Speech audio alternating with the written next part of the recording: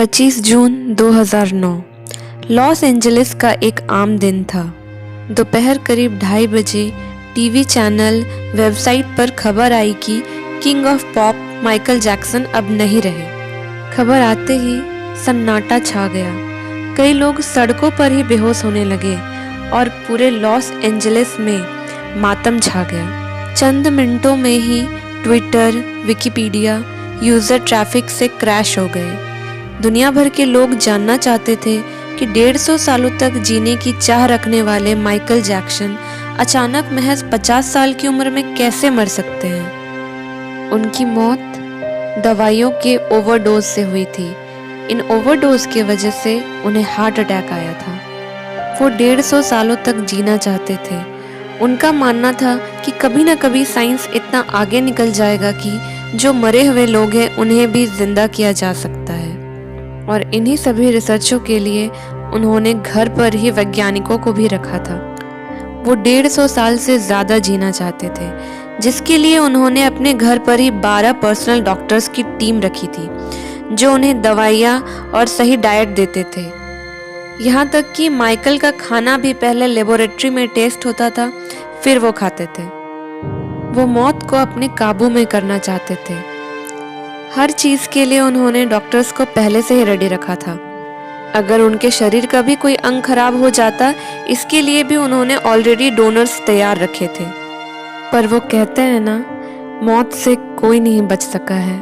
इतनी सारी सुविधाएं होते हुए भी डॉक्टर्स के मौजूदगी में ही उनकी जान चली गई। उनके मौत के वक्त उनके पर्सनल डॉक्टर ने बताया कि माइकल जैक्सन को नींद न आने के कारण उन्हें ड्रग्स के डोज दिए गए थे, जिससे उन्हें जल्दी नींद आ जाए और वो आराम से सो सके। पर कुछ समय के बाद डॉक्टर्स ने देखा कि माइकल अपने कमरे में बेहोश पड़े हैं, तो तुरंत उन्हें CPR दिया गया। पर जब कोई रिस्पॉन्स नहीं मिला तो उनके डॉक्टर्स ने मेडिकल हेल्पलाइन नंबर को कॉल किया और उस हेल्पलाइन नंबर से 3 डॉक्टर्स वहां पहुंचे। और उन डॉक्टर्स ने जब उन्हें चेक किया तो उन्होंने देखा कि उनकी सांसें रुक गई थी। उन्हें हॉस्पिटल ले जाया गया। उसके बाद वहां हॉस्पिटल में उन्हें मृत घोषित कर दिया गया। संदिग्ध हालातों में हुई मौत की वजह से डॉक्टर्स उनका पोस्टमार्टम करना चाहते थे, जिस वजह से उनका तुरंत फ्यूनरल नहीं हुआ। मौत के लगभग 40 दिनों के बाद उनका फ्यूनरल हुआ। अब कुछ बातें उनके बचपन के बारे में जानते हैं। माइकल जैक्सन का जन्म 29 अगस्त 1958 को गैरी, इंडियाना में हुआ था। वे अपने माता पिता की 8वीं संतान थे।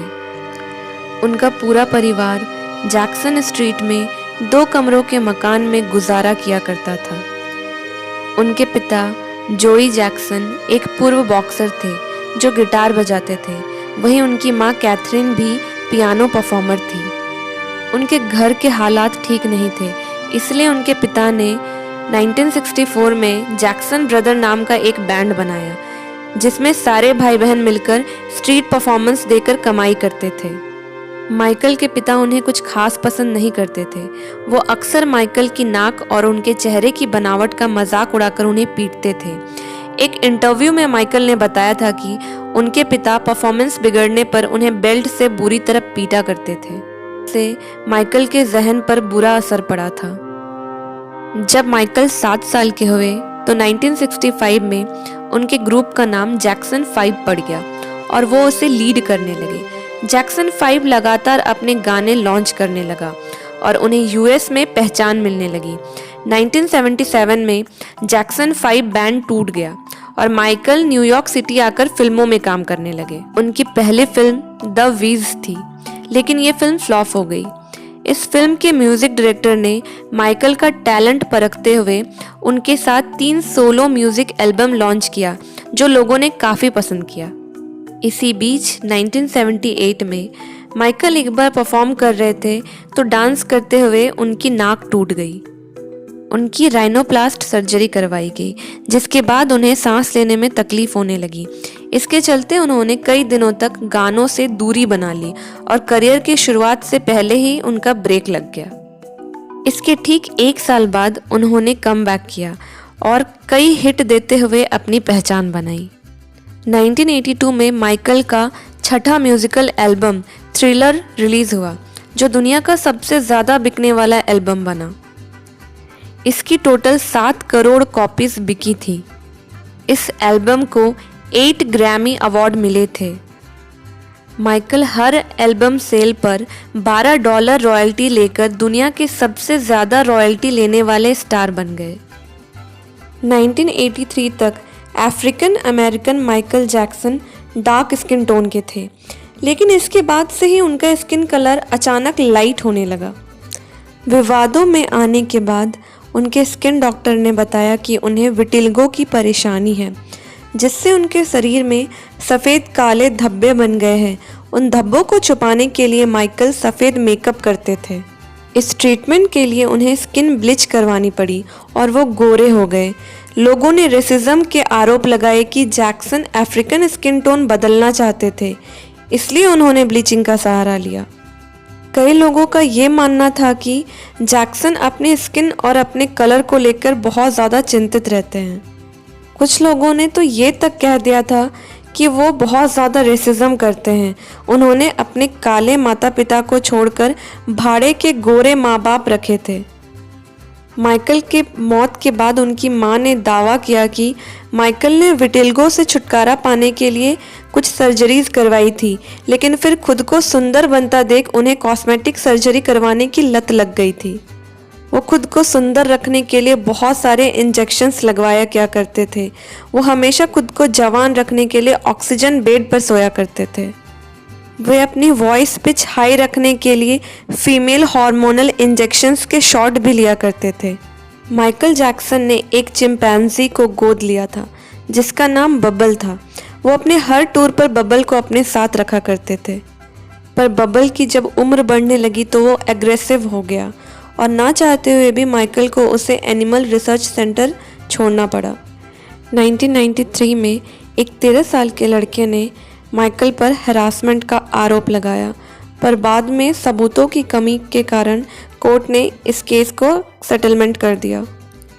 इस घटना के बाद उनकी छवि काफ़ी ख़राब हो गई थी और इस वजह से वो ड्रग एडिक्ट बन गए थे। बिगड़ती तबीयत और छवि खराब होने के बीच ही उन्होंने सिंगर एल्विस प्रेस्ली की बेटी लीज़ा से शादी कर ली, लेकिन ये शादी महज 19 महीनों में ही टूट गई। फिर कुछ समय के बाद माइकल ने डेबी रोवे से दूसरी शादी कर ली और फिर कुछ समय के बाद माइकल के बेटे प्रिंस माइकल का जन्म हुआ और फिर 1998 में उनकी बेटी पेरिस का भी जन्म हुआ। पर फिर उनकी ये शादी भी साल 2000 में टूट गई और उनके बच्चों की कस्टडी माइकल को मिली। पर फिर से साल 2004 में माइकल पर दोबारा चाइल्ड अब्यूज़ का आरोप लगा, तो उनकी बच्चों की कस्टडी उनकी वाइफ को मिल गई। उनके मौत के बाद भी वो कई सालों तक सबसे ज़्यादा कमाई करने वाले सिंगर रहे थे। माइकल जैक्सन ने अपनी ज़िंदगी में 4000 करोड़ रुपए का डोनेशन किया था। माइकल के जाने के बाद भी आज भी लोग उनके पीछे वैसे ही पागल हैं। उनके गानों और डांस का क्रेज़ लोगों के बीच आज भी है। इसी के साथ मैं अपना वीडियो एंड करती हूँ। Thanks for watching.